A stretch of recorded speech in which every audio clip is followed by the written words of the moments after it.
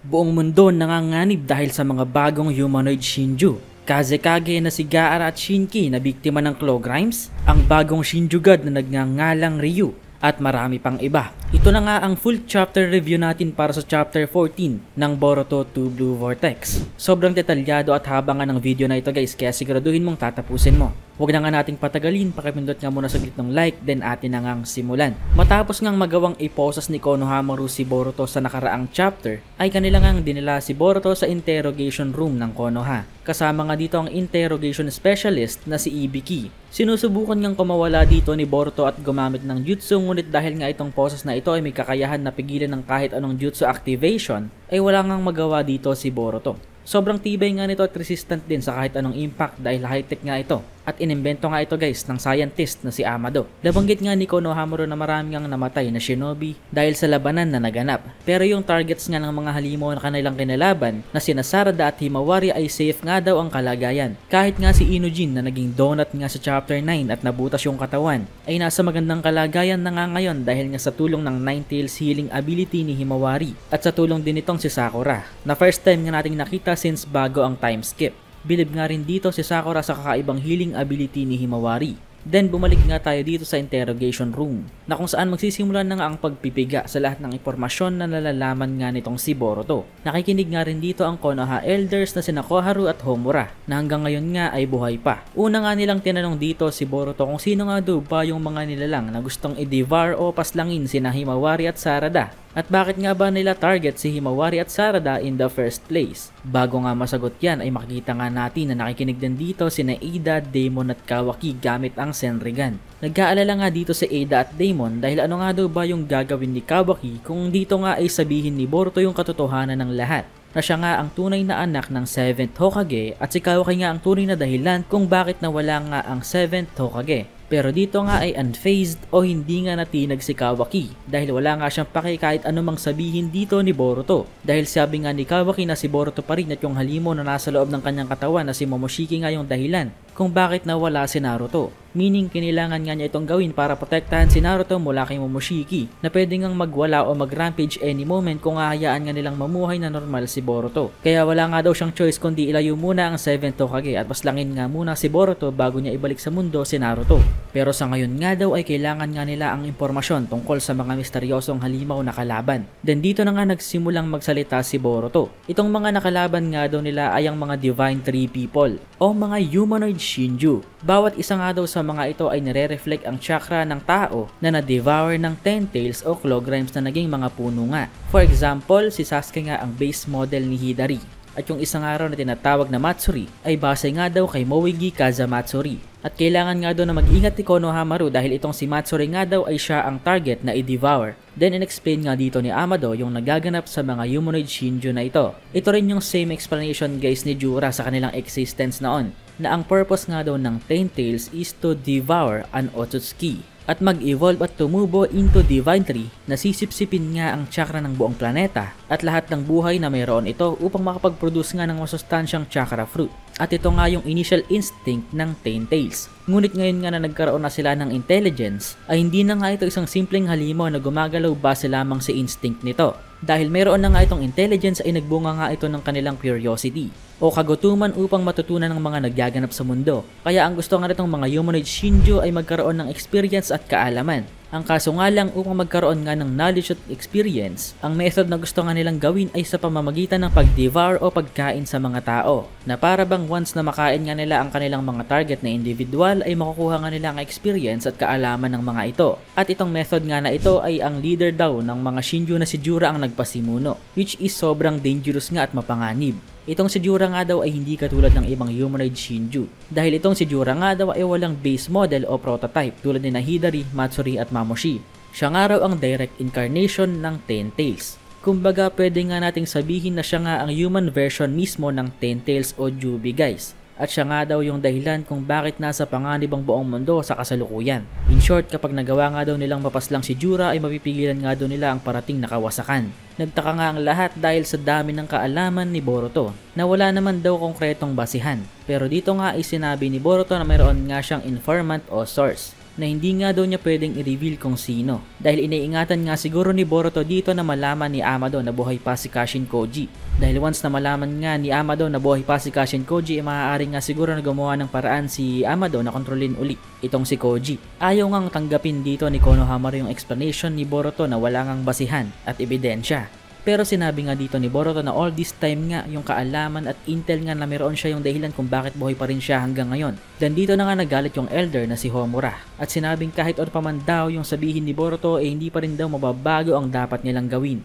Paslangin at i-delete ang kahit ano at sinong gustong sumira sa kapayapaan ng Konoha at kasama nga daw dito si Boruto. Hindi nga daw siya makakalabas dito ng buhay at sinabi rin dito ni Koharu na dapat daw niyang sabihin yung lahat ng kanyang nalalaman. Then tinanong nga siya dito kung bakit nga daw ba niya pinaslang ang 7th Hokage. Then bumalik nga tayo dito sa labas ng interrogation room. Dito nga ay naaalala ni Shikamaru yung pag-uusap nilang dalawa ni Boruto sa chapter 7 kung tama ako. Pero may blank nga dito na nawawala sa utak ni Shikamaru na hindi nga niya maalala dahil nga sa epekto ng omnipotence. Nakakalimutan rin dito ni Shikamaru kung bakit in the first place buo nga yung kanyang tiwala at kumbinsido nga siya na si Boruto nga ang tunay na Uzumaki at hindi si Kawaki. Pero whatever the case nga daw, nagdesisyon nga dito si Shikamaru na kahit anong mangyari nga ay hindi nga niya pwedeng hayaang mamatay si Boruto. Kaya dito nga ay mukhang gagawa siya ng paraan para matulungan si Boruto na makikita nga natin mamaya. Bakit mo pinaslang ang 7th Hokage, Boruto? Sagot ni Boruto ay hindi nga daw niya pinaslang ang 7th Hokage at in fact buhay pa nga daw ang 7th Hokage. Kasama ang kanyang asawa na si Hinata at nasa safe nga daw sila na lugar. Hindi nga makapaniwala ang lahat sa sinabi dito ni Boruto. Gusto nga nilang malaman kung saang lugar yung tinutukoy dito ni Boruto. Pero sinabi nga ni Boruto na hindi nga daw niya ito pwedeng sabihin. At kahit masikreto nga daw siya at may mga bagay na hindi niya pwedeng ilabas, ay hindi nga daw siya nagsisinungaling. Dahil ayaw nga niyang malaman ng lahat na si Kawaki nga ang tunay na umatake at dahilan ng pagkawala ng 7th Hokage. At dito na nga rin mukhang napagtagpi-tagpi ni Amado yung mga impormasyon na kung saan makikumpirma nga niya na totoo nga na nagkabaliktad ang identity ni Boruto at Kawaki. Ngunit dito nga ay naggalit ang Konoha Elders at dito nga ay gumalaw rin si Ibiki at dito na nga raw magsisimula ang tunay na interrogation. Dito nga ay biglang nag-alala si Shikamaru bago pa makaranas ng matinding sakit si Boruto dito kay Ibiki. Kaya dito nga ay gusto sanang tulungan ni Shikamaru itong si Boruto sa pamamagitan ng jutsu ni Ino upang makapag-usap nga silang dalawa ni Boruto muli. Ngunit dito nga ay ayaw ngang tulungan ni Ino itong si Shikamaru dahil nilalabag na nga daw nila dito ang rules at regulations ng paggamit ng mind transmission jutsu. At hindi na nga ito kayang tiisin pa ni Ino. Then dito na nga nagsimula ang interrogation. Binangag nga ni Ibiki yung mukha ni Boruto sa lamesa. Pinagsusuntok din sa iba't ibang parte ng katawan, particularly yung sikmura. Ngunit dito nga ay ayaw pa rin magsalita ni Boruto tungkol sa kinaroroonan niya ng 7th Hokage. Bago pa man tuluyang mabugbog ng sobra si Boruto ay dito nga ay pumasok na si Shikamaru sa interrogation room at sinabi nga na hindi agad-agad bibigay si Boruto sa pamamagitan lamang ng pananaki. Kaya kailangan nga din nilang gumamit ng ibang paraan at ang gusto nga gamitin dito ni Shikamaru ay ang Venom. At dito nga ay pinatawag niya si Mitsuki. Sinabi nga dito ni Konohamaru na hindi nga ito isang magandang desisyon dahil sa pagkakaalam nga ni Konohamaru ay may malakas nga na killing intent itong si Mitsuki towards kay Boruto. At pwede nga raw napatayin ni Mitsuki si Boruto gamit ang lason. Na totoo naman, pero noon yun guys, nakita naman natin sa chapter 7 kung paano nagkaayos si Boruto at Mitsuki. Kaya sobrang high IQ pa rin ng play na ginawa dito ni Shikamaru. Dahil saksi nga itong si Shikamaru guys sa pangyayari noong naglaban nga si Boruto at Mitsuki sa chapter 7. Kaya alam nga niya nakakampi nga ang turing ni Mitsuki dito kay Boruto. Or kahit hindi kakampi at least hindi naman kalaban. At alam nga niya na si Mitsuki nga lang yung makakatulong sa kanya na iligtas si Boruto sa kasalukuyan. Sobrang talino nga dito ni Shikamaru guys. Nagawa niyang maisip to sa sobrang bilis na panahon at under pressure pa. Tindi talaga. Then dito na nga dumating si Mitsuki sa interrogation room. Pero bago nga siya makapasok ay inabutan nga muna siya ni Shikamaru ng isang maliit na papel na naglalaman nga ng code para ma-unlock yung sealing cuffs ng posas ni Boruto. Then nakita nga natin dito si Mitsuki at alam na nga niya kaagad yung gagawin nung nakita niya ito. Hindi ko nga alam guys kung pinagplanuhan nga nila yung gagawin ni Mitsuki dito kasi hindi sa atin pinakita yung pinaka-initial na pag-uusap ni Mitsuki at Shikamaru nung pagkakarating pa lang dito ni Mitsuki. Pero kung oo nga, sobrang lupit dito ni Shikamaru dahil it seems na gagamitin nga ni Shikamaru at Mitsuki yung paniniwala ni Konohamaru at iba pa na may matinding galit nga na nadarama si Mitsuki towards kay Boruto. Kaya pagkapasok nga ni Mitsuki dito sa interrogation room ay natatakot nga dito si Konohamaru sa kung anong gagawin ni Mitsuki kay Boruto. Not knowing na nagpapanggap nga lang dito si Mitsuki na matindi yung galit niya kay Boruto. Then dito nga nagalit si Mitsuki na parang acting lang at ginamit niya ang Sage Mode para atakihin si Boruto. Even though mukhang acting lang ito guys, pwede nga rin na totoo yung emotions dito ni Mitsuki.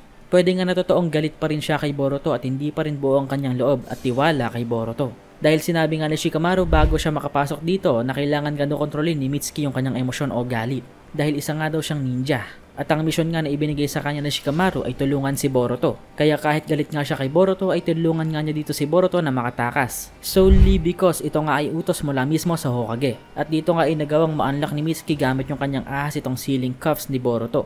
Kasabay nga nito ay sinabi rin niya kung nasaan yung gamit ni Boruto upang ma-retrieve nga niya ito. Then ginamit nga dito ni Boruto yung Flying Raijin para makatakas. Sinabi rin niya dito na hindi nga raw niya ituturing na kalaban ng Konoha at tutulungan pa rin niya ang Konoha sa pamamagitan ng intel at impormasyon. Then dito nga nagtaka si Konohamaru at mukhang na-realize nga niya na si Mitsuki nga ang nag-unlock sa sealing cuffs na ito. Na tanging sila lamang tatlo ni na Ibiki at Hokage ang may alam ng code. Pero conflicted nga daw siya dito dahil alam nga niya na walang rason si Mitsuki na tulungan si Boruto. So pwedeng nare-realize nga dito ni Konohamaru na parang tinatraidor nga sila ng Hokage. Then matapos nga yun ay makikita nga natin dito na nagalit nga ang Konoha Elders sa blunder o maling desisyon nga na ginawa ni Shikamaru. At ngayon nga ay malalagot daw siya sa Feudal Lord at kaparusahan daw ang kalakip nito. Matapos nga ang mga pangyayari habang nakatambay nga sa Hokage office ay dumating nga si Sarada at Sumire at nalaman nga nila na nakatakas si Boruto. Then may isang Jonin nga dito na pumasok sa office at nagbigay ng isang report na may emergency call nga daw na nagmula sa Hidden Sand na mula nga mismo kay Kankuro. At ito nga guys, yung unang beses na nakita nga natin yung mga pangyayari sa ibang village sa time skip. Dito nga guys sa ibinalita ni Kankuro na napatumba nga daw itong si Gaara, kasama nga yung kanyang anak na si Shinki. At mukhang naging puno nga rin guys itong si Shinki. Hindi nga nabanggit dito guys kung pati si Gaara ay naging puno din. Pero mukhang matinding injury lang siguro yung natamo dito ni Gaara. Ngunit mukhang naiwasan niya siguro na makagat siya ng claw grimes. Ang pinakamalaking posibilidad nga guys ay pwedeng na-atake nga ng mga humanoid Shinju itong Hidden Sand Village. At may theory na nga ako dyan na sobrang laki nga ng ebidensya na i-explain ko nga sa next video. Pero dito nga humingi ng tulong si Kankuro sa Konoha upang masagip nga si Shinki at matulungan ng Hidden Sand. Then dito nga natin nakita itong bagong humanoid Shinju at mukhang tama rin talaga ang hula at theory ng lahat ng mga YouTubers at fans online. Na itong bagong Shinju nga guys ay base model si Shinki of the Sand. At siya nga ang panglimang humanoid Shinju na tinatawag nga nila dito na Ryu. At dyan nga nagtatapos ang chapter 14.